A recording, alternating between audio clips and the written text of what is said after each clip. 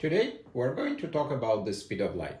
And this year, it's actually a very pertinent topic because exactly 350 years ago, in 1676, a Danish astronomer named Olaf Rømer was the first to ever measure the speed of light using astronomical observations.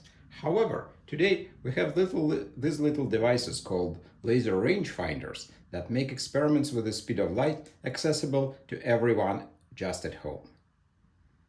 So turning on, as soon as this device turns on, it's going to show me the distance between the edge of the device here and wherever the laser points at. So here it's what I'm setting. I set it in meters because it's how I do science, and it shows 75 millimeters like that. I put my hand a little bit further. It's 112, 110 millimeters, and as I can move it back and forth, we can see the distance change. So how does it do that? Well, turns out it's a very precise piece of engineering. So the device has a laser inside and a photodiode that receives light. So a laser source makes a very bright and very short pulse of light. And that pulse of light travels all the way until it hits an object that I'm trying to measure the distance to. This is my wall. So once it's at the wall, the laser light scatters in all directions, and some of it actually reaches back to the device. And what does this photosensor see? The photosensor sees a little pulse of light, and however, since the speed of light is finite, it took some time for light to travel out and back. And by measuring this time, we can know exactly how far the light traveled before it came back to the device. So apparently this is very simple. The only engineering challenge is that the speed of light is very high. Light travels at 300 million meters per second. And what does it mean? At 300 million meters per second, this little thing has to measure the time interval from the time it sends the pulse back and forth to the time it receives it, to the accuracy of 1/10,000,000th fraction of a second. That's an amazing feat of engineering to do in such a little package. However, the device assumes that the speed of light is exactly 300 million meters per second. And we're going to play a trick on it by changing the speed of light. How can we change the speed of light? Well, it turns out they're short of changing the way our universe works or changing the general relativity, we can use electromagnetics in order to change the speed of light. And how we're going to do that? We'll remember that molecules actually have electrons in them. And these electrons, plus or minus, form an electric charge in the molecule. And the electric charge in the molecule moves back and forth when the electromagnetic wave of the light hits it. And what happens as a result, this movement of the electrons within the molecule slows the light down. So in a medium, light travels not at this value of 300 million meters per second, but actually quite slow. And the exact ratio between the speed of light in the medium and the speed of light in vacuum is called the refractive index. Now let's see if in fact light goes slower in the medium than in the vacuum. And we're going to use water for that because that's, I guess, the simplest experiment we can do. And since this is 350th anniversary of the measurement of the speed of light, we're going to use an astronomically themed mug commemorating some 40 years ago, commemorating the return of Halley's Comet. What I'm going to do here, I'm going to measure the depth of this mug. I'm going to lean my laser rangefinder on the edge of the mug and point inside. So as you can see, well, I can do everything upside down. The depth of this mug is about 79 millimeters. All right, let's put that down. So the depth of the mug is 79. What I'm going to do next, I'm going to pour some water in.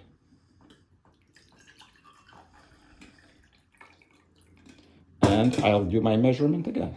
Well, to make sure that you can see everything clearly, I'm gonna rest it right on the big kettle and point the laser in it.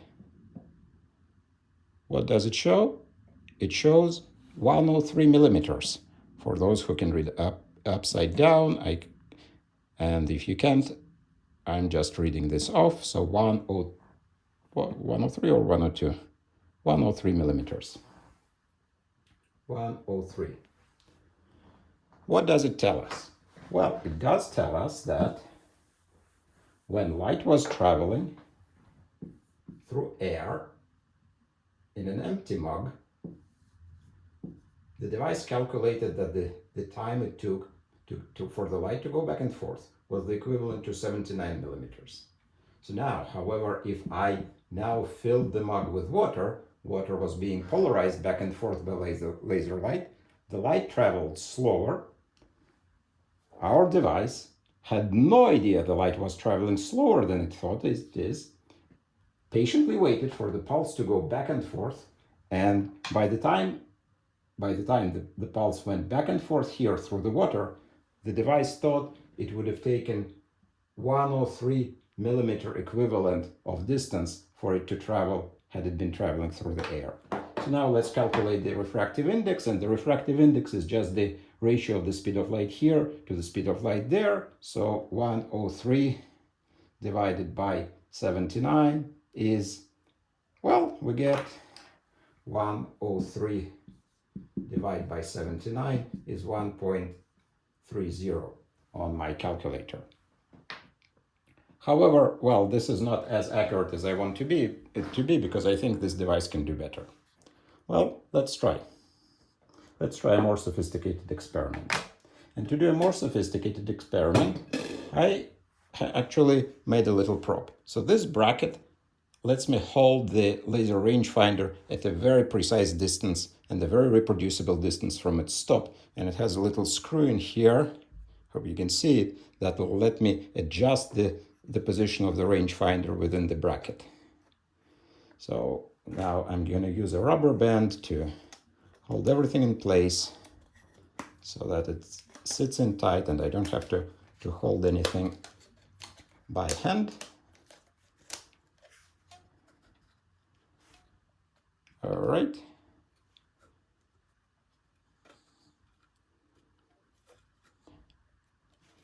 Well, there's 1 millimeter somewhere here, so it's adjusted to show exactly 101 millimeter from here to there. Let's write this down, and that's a new experiment that we're going to make. So I'm gonna erase all of this, and let's make an experiment. So we have a bracket, we have a device, and it's showing 101 millimeter in air. Now I'm gonna pour some water in a wine glass, which looks really nice here.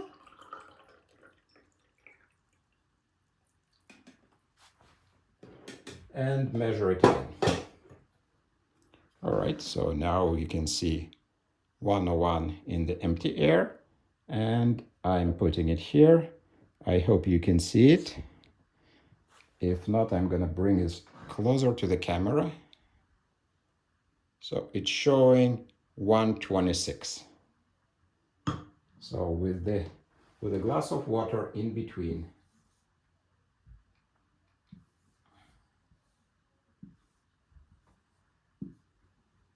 the total distance it shows, it was 101 in the air, 126 when there's water inside the light path.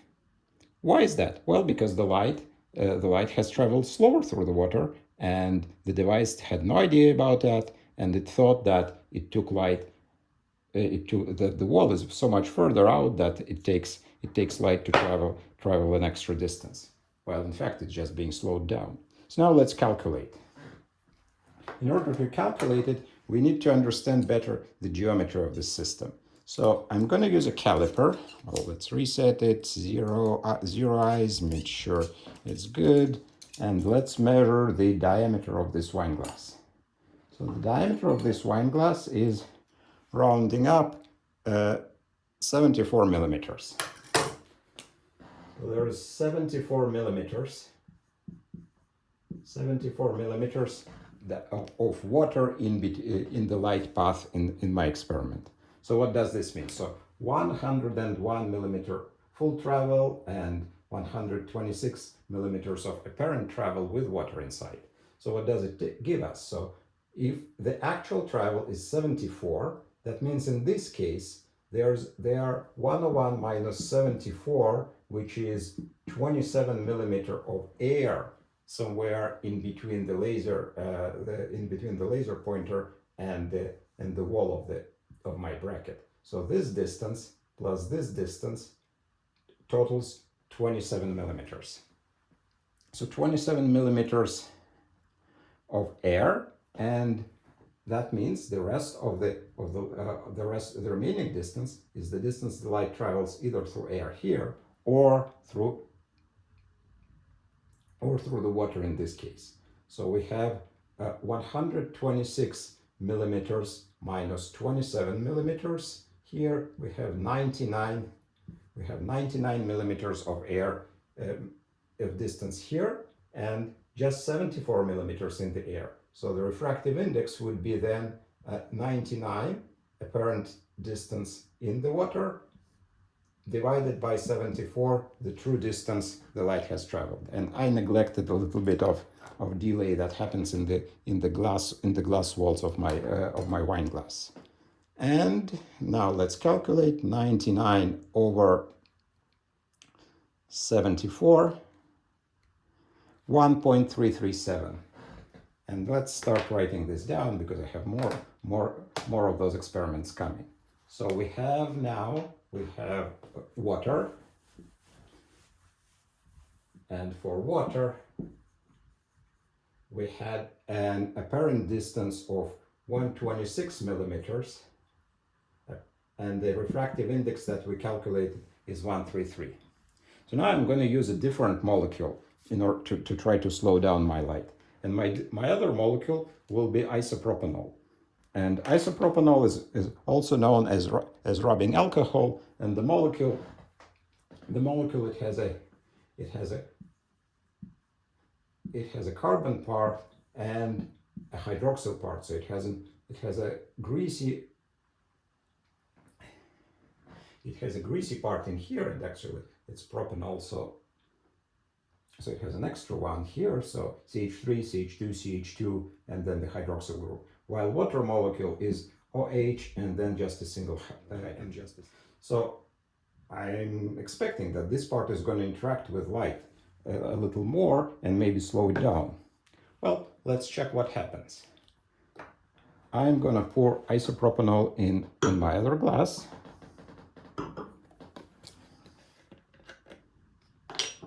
And do the measurement.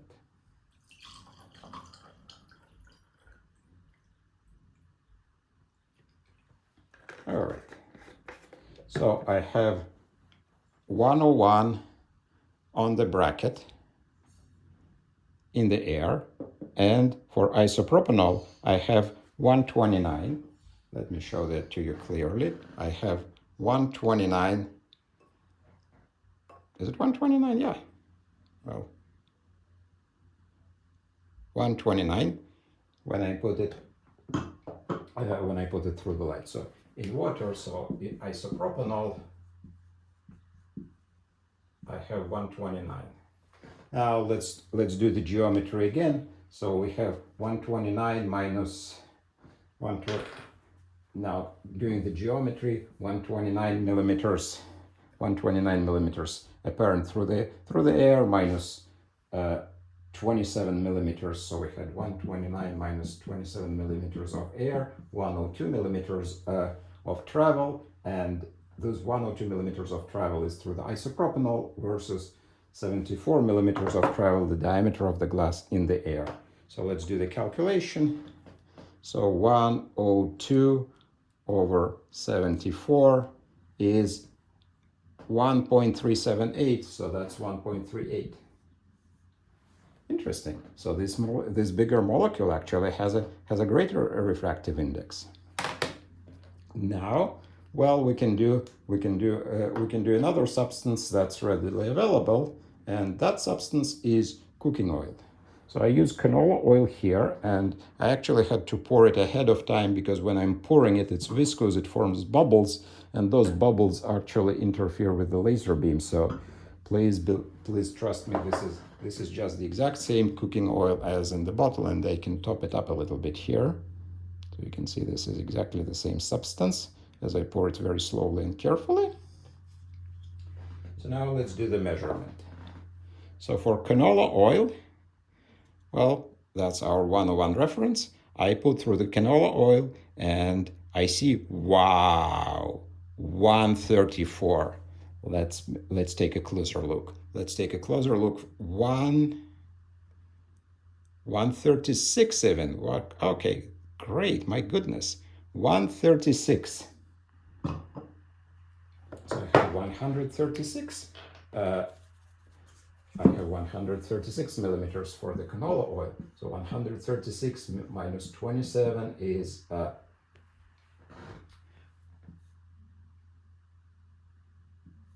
109. And so 109 millimeter of apparent light travel means 109 over 74, which is the diameter of my glass, is 1.47. So for canola oil, the refractive index is 1.47, as you can see here,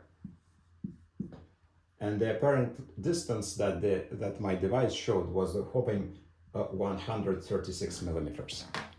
Well, first of all, we have a lesson here. This device assumes that the speed of light is exactly 300 millions meters per second, and it assumes that in the calculations. However, we successfully tricked it into showing incorrect values if we're trying the device to work in a medium where the speed of light is different. And for example, in this canola oil, it's a great example. Now it's showing, okay, I must have moved it a little bit, so it's showing 100 millimeters as it used to be instead of 101. So now it shows 136. So it somehow gained 36 millimeter just by thinking that it's vacuum, while in fact it's the canola oil that slows light down substantially.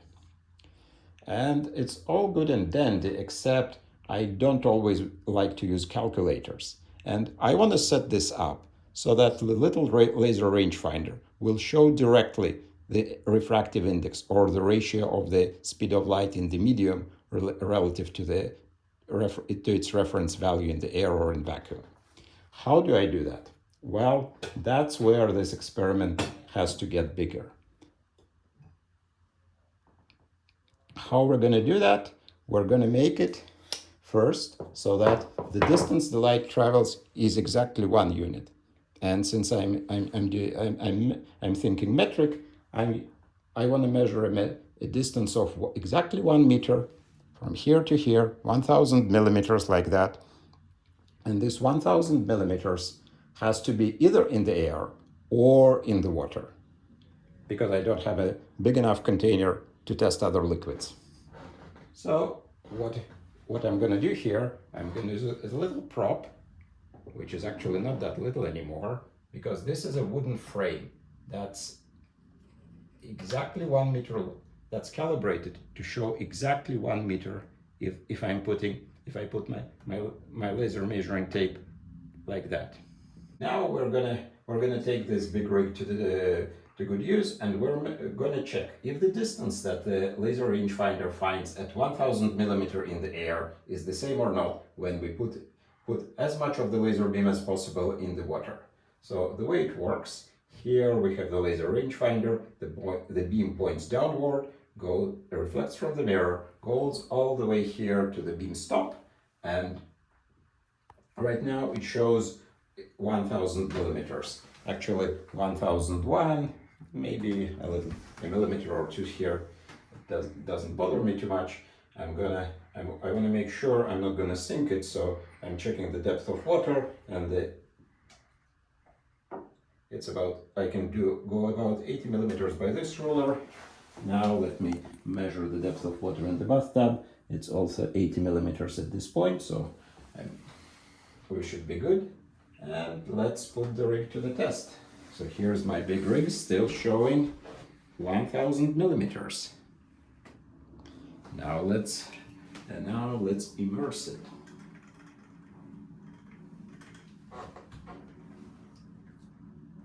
Okay, let the beam settle and see what it shows.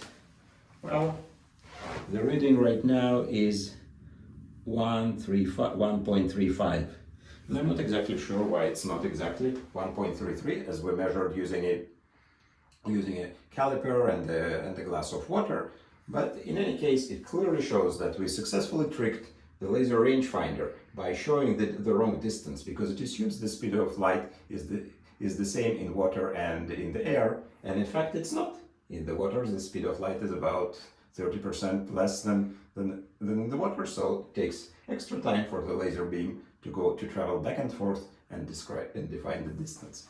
Thank you for watching, and I appreciate everybody's help making this video. Jacob, Greg, Nadia, Roman, Sima, and others who made suggestions for this experiment. Thank you.